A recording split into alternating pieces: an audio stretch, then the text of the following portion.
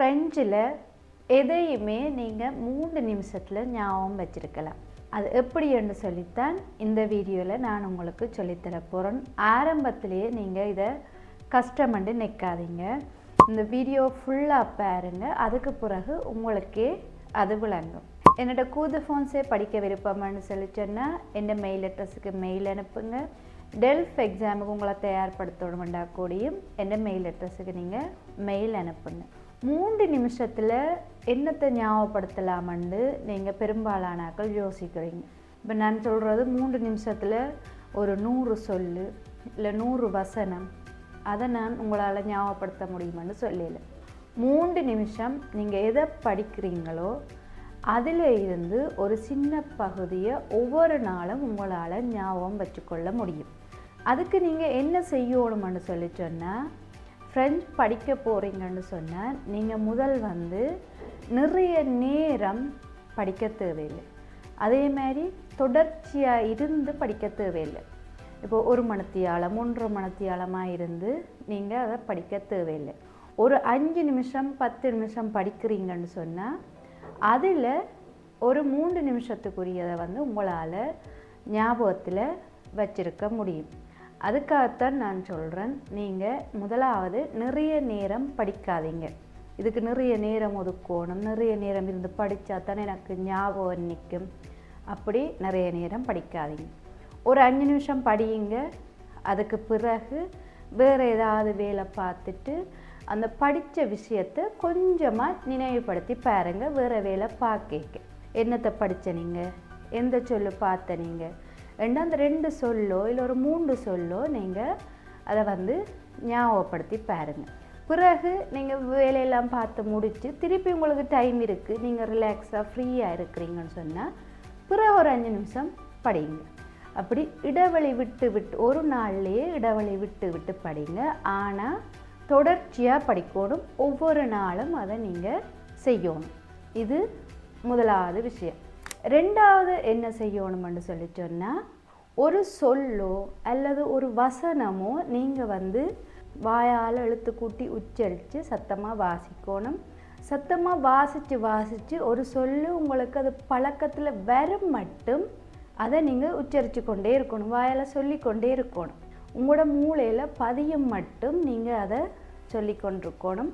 மிக முக்கியமாக என்ன செய்யணும்னு சொன்னால், எழுத்து கூட்டி வாசிக்கணும். இப்போ நாங்கள் தமிழில் என்னென்று எழுத்து கூட்டி வாசிக்கிறோமோ அதே மாதிரி நீங்கள் எழுத்து கூட்டி வாசிச்சிங்கன்னா தான் உங்களுக்கு ஆபேசே தெரியும், உச்சரிப்பு தெரியும்னு சொன்னால் பாடமாக்காமலே அந்த சொல்லை நீங்கள் எழுத்து கூட்டி எழுதக்கூடிய மாதிரி இருக்கும்.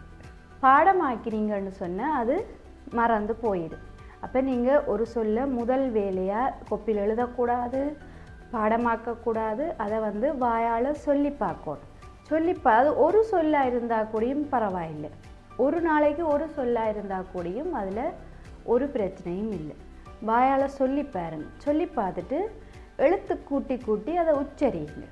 உச்சரித்து பார்த்துட்டு அது உங்களுக்கு வாயால் சரளமாக வரும், அதில் அர்த்தம் உங்களுக்கு தெரியும் என்ற பிறகு ஒரு கொப்பி எடுத்து நம்பர் பண்ணி இது இன்றைக்கு நான் படித்த சொல்லுன்னு சொல்லி எழுதி வையுங்க.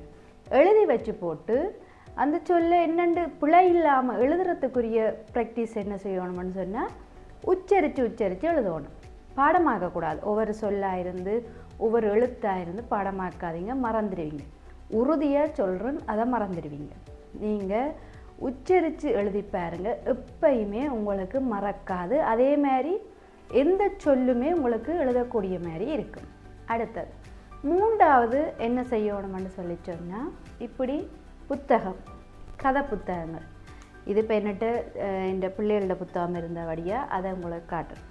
இந்த கதை புத்தகங்களில் படங்கள் போட்டிருப்பினும் அதுக்கேற்ற மாதிரி இப்போ நீங்கள் அடிப்படையில் இருக்கிறீங்கன்னு சொன்னால் இந்த சின்னாக்களோட புத்தகத்தை எடுத்து சத்தமாக வாசிங்க. வாசிச்சுட்டு அதில் உங்களுக்கு தெரியாத சொல்ல அதில் அர்த்தத்தை கண்டுபிடிச்சிட்டு, பாடமாக்கக்கூடாது, அர்த்தத்தை கண்டுபிடிச்சிட்டு திருப்பி ஒருக்கா வாசிங்க. ஏன்னு சொன்னால் கூடுதலும் படங்களோடு இருக்கிறபடியே உங்களுக்கு அது இலகுவாக விளங்கும். திருப்பியும் வாசிச்சுட்டு அந்த கதையை நீங்கள் என்ன செய்ய போகிறீங்க, வாசித்து இன்னொரு ஆளுக்கு அதை விளங்கப்படுத்த போகிறீங்க. எக்ஸ்பிளிக் பண்ண போகிறீங்க. இதில் என்ன சொல்லி இருக்குது, இதில் இந்த அர்த்தம்னு சொன்னால் இதில் என்ன பொருள் என்று சொல்லி சொல்லி விளங்கப்படுத்த போகிறீங்க. இப்போ வரைக்கும் இது வந்து எனக்கு ஒரு பிரயோசனமான மெத்தட்ன்னு தான் நான் சொல்வேன். என்னென்னு சொன்னால், நான் என் சின்ன பிள்ளைகளுக்கு வந்து லைப்ரரியில் போய் பிப்ளியோதேக்கில் போய் எடுத்துக்கொண்டு வந்துட்டு நானும் படித்ததாக இருக்கும், அதே சமயம் அவைக்கு சொல்லி கொடுத்ததாகவும் இருக்கும். முதல் இந்த புத்தகத்தை நான் வாசிச்சுட்டு எனக்கு ஏதாவது சொல்லி தெரியலைன்னு சொன்னால் உடனே டிக்ஷனரிலையோ இல்லை இதுலையோ தேடி கண்டுபிடிப்பேன். அர்த்தத்தை கண்டுபிடிச்சிட்டு பிறகு அவைக்கு வந்து ஒரு ஆக்ஷன் போட்டு அந்த கதையை சொல்லி கொடுப்பேன். இப்போ நாங்கள் உதாரணத்துக்கு ஒரு பெரிய காட்டில் அப்படின்னு சொல்லி கொடுப்பேன். அதே மாதிரி அவைக்கு இந்த கதையை வந்து நான் ஒரு நடிப்பு சேர்த்து சொல்லி கொடுக்க வந்து அவைக்கும் அது மனதில் பதியும். அதே மாதிரி அந்த சொல்லுகள் வந்து பாடமாக்காமல் எனக்கும் அது மனதில் பதியும். ஏன்னு சொல்லுங்கள், நான் சத்தமாக அவைக்கு சொல்ல எனக்கு அது பழக்கத்திலே வந்துடும். இது வந்து ஒரு சூப்பரான மெத்தட். இதை நீங்கள் எதை ட்ரை பண்ணுறீங்களோ இல்லையோ மறக்காமல் இந்த புத்தகம் பார்த்து கதை சொல்கிற மெத்தட்டை வந்து நீங்கள் ஒருக்க ட்ரை பண்ணி பாருங்கள். உண்மையிலேயுமே உங்களுக்கு வித்தியாசம் தெரியும். சில பேர் நான் சொல்கிற டிப்ஸுகளை வந்து ட்ரை பண்ணி பார்க்காம, ஐயோ என்னால் முடியாது, இதை செய்யலாது, இது கஷ்டம், நீங்கள் சும்மா சொல்கிறீங்க போல இருக்குது என்று யோசிப்பீங்க.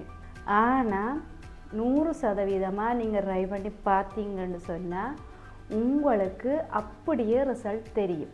இந்த புத்தக விஷயத்தை வந்து புத்தகம் பார்த்து கதை சொல்கிற வந்து நிச்சயமாக நீங்கள் ட்ரை பண்ணி பாருங்கள். அடுத்ததாக என்ன சொல்ல போகிறோன்னு சொன்னேன், இதெல்லாமே வந்து ஒரு 3 நிமிஷம் காணும். நாங்கள் ஒரு சொற்களையாகட்டும் இல்லை ஒரு வசனத்தை ஆகட்டும் ஃப்ரெஞ்சில் எது எண்டான ஞாபகத்தில் வச்சுருக்கிறது. அடுத்தது வந்து நான் என்ன சொல்கிறேன்னு சொல்லி சொன்னால், வெளியில் போங்க. வளமையாக நான் சொல்கிறத வெளியில் போங்க, கதைக்கிறத கேளுங்க, கேட்டுட்டு அதை நீங்கள் திருப்பி சொல்லி பாருங்க. எதையுமே வீட்டுக்கு இருந்து நான் எழுதி படிக்கணும்னு மட்டும் யோசிக்காதீங்க. வெளியில் போங்க, நிறைய பிளவிடுங்க, கதைக்கிறத திருப்பி கதையுங்க, பிளவிடுறத திருப்பி திருத்துங்க.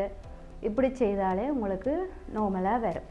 அடுத்தது கடைசியாக என்ன டிப்ஸ் சொல்ல போகிறோன்னு சொல்லி சொன்னால், பிப்ளியோதேக் நூலகத்துக்கு போங்க. நான் இங்கே சுவிஸுக்கு வந்ததுலேருந்து இப்போ வரைக்கும் தவறாமல் எனக்கு எப்போ டைம் இருக்கோ போய்கொண்டு தான் இருக்கிறேன். நான் போகிறது மட்டும் இல்லாமல் என் பிள்ளைகளையும் கூட்டி கொண்டு போய் அதுக்கு பழக்கப்படுத்தி கொண்டு இருக்கிறேன். அது என்னத்துக்காகன்னு சொன்னால், தயவு செய்து பிப்ளியோதேக் போய் புத்தகத்தை நீங்கள் வீட்டை எடுத்துக்கொண்டு வராதீங்க. வீட்டை எடுத்துக்கொண்டு வந்து நீங்கள் எங்கே அந்த புத்தகத்தை வைக்கிறீங்களோ அதே இடத்துல 2 கிழமையானாலும் சரி 3 கிழமையானாலும் சரி அந்த புத்தகம் அப்படியே தான் இருக்குது. எந்த அனுபவத்தில் நான் சொல்கிறேன், ஆரம்பத்தில் நான் அப்படி தான் எடுத்துக்கொண்டு வருவேன், புத்தகத்தை வைப்பேன், ஆனால் படிக்க மாட்டேன், வாசிக்க மாட்டேன், எதையுமே எடுத்து பார்க்க மாட்டேன். அப்புறம் கொண்டே கொடுக்கணுமென்று திருப்பி கொண்டே கொடுத்துருவேன். அதே பிள்ளையை நீங்களும் செய்யாதீங்க, எடுத்துக்கொண்டு வராதீங்க. உங்களுக்கு ஒரு அரை மணி டைம் இருக்குன்னு சொன்னால் பிப்ளியோதேக் போங்க. போயிட்டு உங்களுக்கு தேவையான புத்தகம் இல்லை உங்களுக்கு விருப்பமான புத்தகம் இல்லை இப்படி சின்ன புத்தகம், கதைகள் இருக்கக்கூடிய புத்தகம், படங்கள் போட்ட புத்தகம் எடுத்து பாருங்க. அதில் இருந்தே வாசிங்க. வாசிச்சுட்டு ஒரு நோட் புக் மாதிரி கொண்டு போங்க. உங்களுக்கு தெரியாத சொல்ல எழுதி கொண்டு வாங்க. கடைசி ஒரு 10 சொல்லு காணும், நிறைய எழுத தேவையில்லை. எழுதி கொண்டு வந்துட்டு ஒரு 2-3 பேஜ் படித்தா கூடி அது உங்களுக்கு பிரயோசனமாக தான் இருக்கு. எழுதி கொண்டு வந்துட்டு வீட்டை அந்த சொல்லுக்குரிய அர்த்தங்களை பார்த்துட்டு திருப்பி அடுத்த நாளோ இல்லது அதுக்கு அடுத்த நாளோ இல்லை அடுத்த கிழமையோ நீங்கள் போய்க்க திருப்பி அதே புத்தகத்தை எடுங்க. என்னென்னு சொன்னால் உங்களுக்கு அர்த்தம் தெரியும். திருப்பி அந்த வாசித்த 2 பேஜோ இல்லை 3 பேஜோ கொஞ்சம் விளங்கி அர்த்தத்தோடு விளங்கி வாசிங்க. எல்லாத்தையும் நாங்கள் பாடமாக்கணும், எல்லாத்தையும் மனப்பாடம் செய்யணும், எல்லாத்தையும் தெரிஞ்சு வச்சுருக்கணும் அந்த கட்டாயமே இல்லை. நீங்கள் கொஞ்சம் மெதுவாக இல்லை சின்ன விஷயமாக செய்கிற ஒரு செயல்லாம் நாளடைவில் அது பெரிய சக்ஸஸில் வந்து முடியும். இப்போவே ஐயோ என்னால் முடியாது, இதை செய்யலாது, இப்படிக்கு தண்டலாது, இதை செய்யலான்னு சொல்லி உங்களை நீங்களே டிமோட்டிவேட் பண்ணிக்கொண்டு இருக்காதீங்க. நான் சொல்கிற ஒவ்வொரு விஷயத்தையும் நான் ஒரு 5 டிப்ஸ் சொல்கிறேன்னு சொன்னால் அதில் ஒரு டிப்ஸாவது நீங்கள் ஃபாலோ பண்ணி பார்த்தீங்கன்னு சொன்னால் அதுக்குரிய ரிசல்ட் வந்து உங்களுக்கு கிடைக்கும். இப்போ வரைக்கும் ஒவ்வொரு வியாழக்கிழமையும் வெள்ளிக்கிழமையும் நான் பிப்ளியோதேக் போகிறேன்னா எனக்கு 1 மணி டைம் இருக்கிறது. போய் என் பிள்ளைகளோட அவைக்கும் ஒரு புத்தகத்தை எடுத்து கொடுத்துட்டு நானும் இதோட எடுத்து வாசித்து எனக்கு தெரியாத சொல்லுகள் எழுதி கொண்டு இப்போ வரைக்கும் இந்த கிழமை வரைக்கும் நான் நின்று உங்களோட இந்த வீடியோவில் கழிச்சு கொண்டிருக்க கிழமை வரைக்கும் நான் அதே தொடர்ச்சியாக செய்து கொண்டு தான் இருக்கிறேன். இந்த புத்தகம் பார்த்து குழந்தைகளுக்கோ இல்லை வேறு யாருக்கோ இல்லை உங்களுக்கு நீங்களே கதையை சொல்லி அந்த சொல்லுகளை அறிஞ்சு இதை நீங்கள் செய்து பாருங்கள். எந்த காலமும் உங்களால் அதை மறக்கவே முடியாது. ஆனால் இதே நீங்கள் பாடமாக்கி பாருங்கள். பாடமாக்கினீங்கன்னா இந்த கிழமை ஞாபகம் இருக்கும், அடுத்த கிழமை மறந்துடுவீங்க. சொற்கள் இல்லை ஒரு வசனமாடு நாங்கள் ஞாபகம் வச்சிருக்கிறதுக்கு ஒன்றில் சொற்களை நாங்கள் எழுத்து கூட்டி உச்சரித்து எழுதி பழகணும், பாடமாக்கி எழுதக்கூடாது. அதே மாதிரி நாங்கள் ஒரு இயல்பாக அதை உணர்ந்து அந்த சொல்லுகளை பாவிச்சு கதைச்சி பழகணும். இப்போ ஒரு கதையில் ஒரு சொல்லு வருது, அது தெரியாட்டி அந்த பிள்ளை அர்த்தத்தை பார்த்துட்டு நான் அந்த பிள்ளைக்கு சொல்லிக்க நான் ஒரு நடித்து இதாக சொல்லும்போது அது எந்த மனதிலேயும் ஆழமாக பதியும், அந்த கதையும் விளங்கும், அதே சமயம் பிள்ளைகளுக்கும் அது விளங்கும். இப்படி நீங்கள் ட்ரை பண்ணி பாருங்கள். நிச்சயமாக உங்களாலேயும் முடியும், உங்களாலேயும் ஃப்ரெஞ்சு கதைக்க முடியும். 3 நிமிஷத்தில் நீங்கள் கடைசி ஒரு 3 சொல்லாவது உங்களாலேயும் ஞாபகப்படுத்த முடியும். உங்களுக்கு ஃப்ரெஞ்சு என்னென்று உச்சரித்து வாசிக்கிற தமிழை மாதிரி என்னென்று ஃப்ரெஞ்சை உச்சரித்து வாசிக்கிறேன்னு தெரியாட்டி நான் ஏற்கனவே அது உச்சரித்து வாசிக்கிறது சம்மந்தமாக வீடியோ போட்டிருக்கேன், ஃபர்ஸ்ட் கமெண்டில் கொடுக்குறேன், அதையுமே போய் பாருங்கள்.